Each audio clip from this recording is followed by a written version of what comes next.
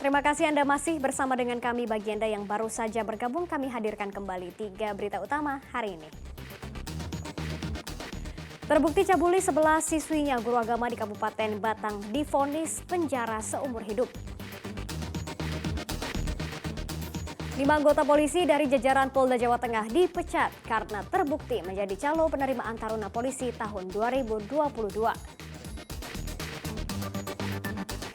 Larangan pakaian impor meresahkan pedagang pakaian bekas di Kota Salatiga karena pendapatan mereka menurun.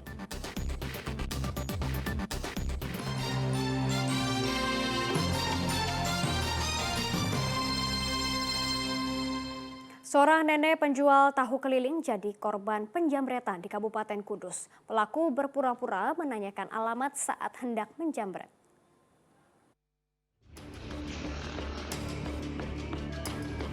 Tak butuh waktu lama, kalung emas seberat 20 gram dijamret pelaku. Peristiwa ini menimpa seorang nenek penjual tahu keliling di Desa Prambatan Lor, Kecamatan Kaliwungi, Kabupaten Kudus. Teriakan minta tolong korban memancing tetangga. Meski sempat berusaha dikejar, jejak penjamret sudah hilang. Penjamretan terjadi saat korban berjalan sendiri di perumahan. Pelaku berpura-pura menanyakan alamat, lalu mengambil kalung korban. Terbalik, kemudian nanya ke korban, nanyakan namanya Mas Agus. Tanya alamat. Begitu nanya langsung sambil merebut kalung dan liontinnya cepat terjatuh. Kemudian pelaku langsung kabur ke arah selatan. Kini tersisa liontin dan cicilan kalung emas sebesar Rp250.000 yang harus dibayar korban setiap harinya. Jatuh ini, antinya yang jatuh di kalen. Terus kalungnya diambil lari. Cepat sekali. Pinjam orang. Terus tak cicil setiap hari. 250. Polisi fokus mengungkap identitas pelaku dari rekaman kamera yang ada. Warga diminta waspada dan bijak menggunakan perhiasan sehingga terhindar dari tindak kejahatan. Apalagi jelang Ramadan, angka kriminalitas cenderung meningkat. Arif Nur melaporkan dari Kabupaten Kudus.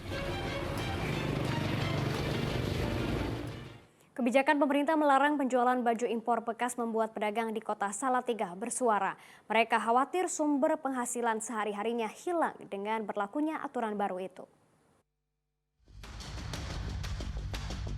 Pemerintah melarang bisnis penjualan impor baju bekas atau thrifting. Bahkan beberapa baju impor bekas dari berbagai daerah disita dan dibakar. Kebijakan ini membuat para pedagang baju impor bekas buka suara. Mereka was-was karena sumber pemasukan hidupnya terancam. Seperti yang dikhawatirkan sejumlah pedagang di Kota Salatiga.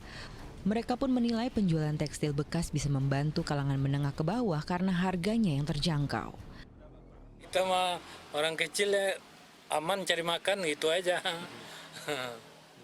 Nah, kita mah kita nggak maling nggak apa kok kan. Kita kan beli juga di sana. Ya kalau pemerintah pengen berantas yuk yang besar itu gitu aja.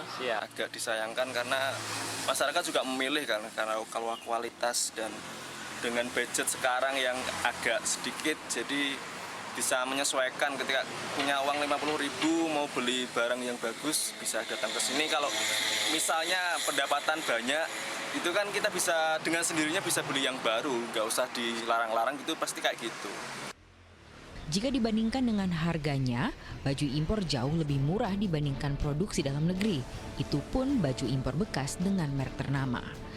Meski begitu, kebijakan ini diambil lantaran mayoritas impor baju itu ilegal, sehingga dilarang dan harus dimusnahkan. Nggak boleh impor barang bekas, termasuk pakaian. Dan apalagi sudah impor ilegal.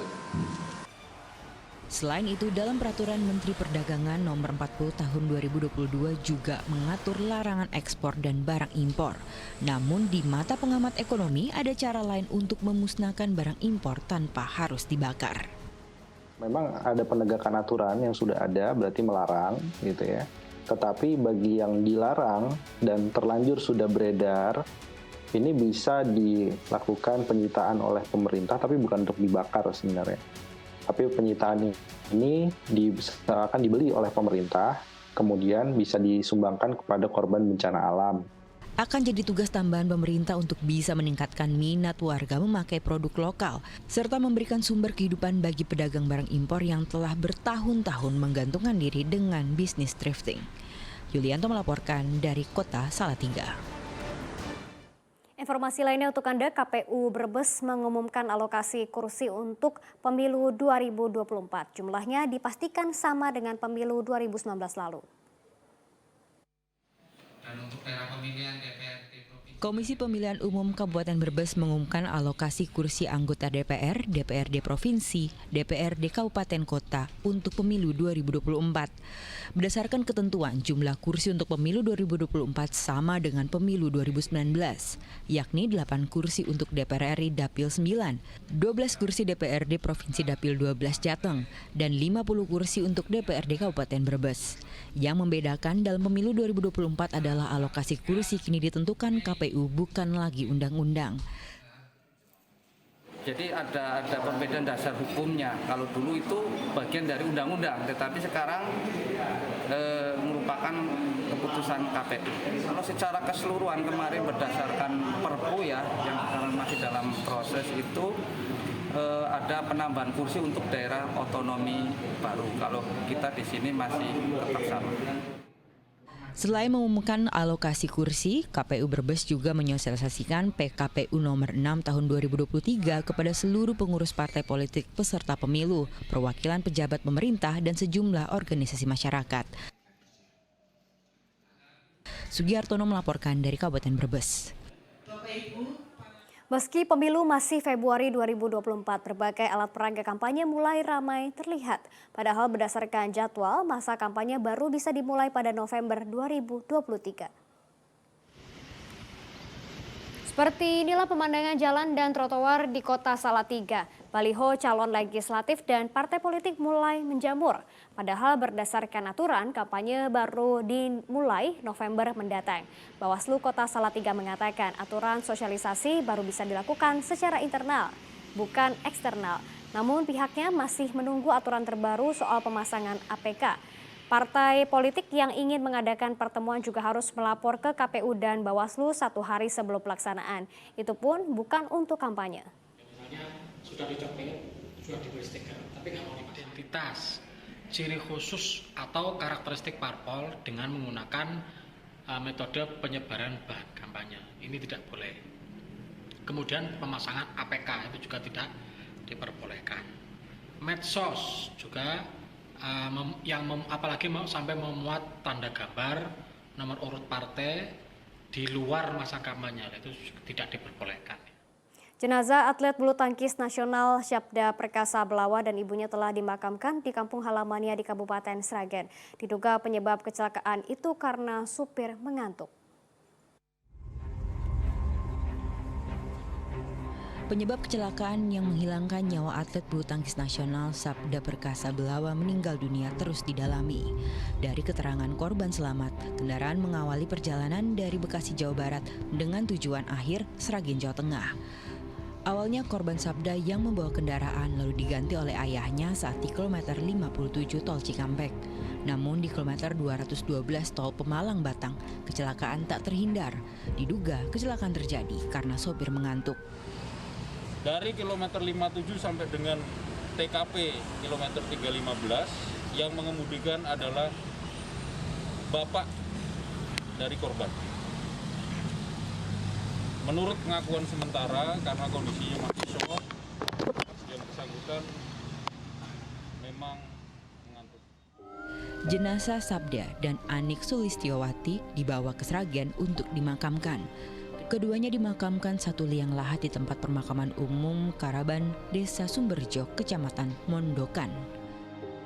Di mata keluarga, Syabda Perkasa Belawa adalah sosok yang pantang menyerah. Pemuda 21 tahun itu mampu terus bangkit. Hal itu beriringan dengan prestasi yang almarhum toreh dalam beberapa tahun terakhir. Dia berani melakukan perubahan dalam dirinya. Dia mau berusaha keras lagi ketika jatuh dia bangun lagi, jatuh bangun lagi. Nah itu yang membuat kami di keluarga bangga.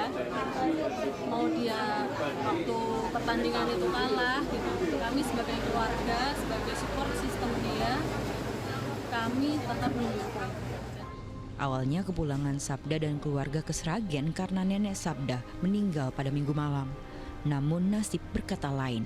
Sabda dan keluarga mengalami kecelakaan yang membuat Sabda dan ibunya kehilangan nyawa.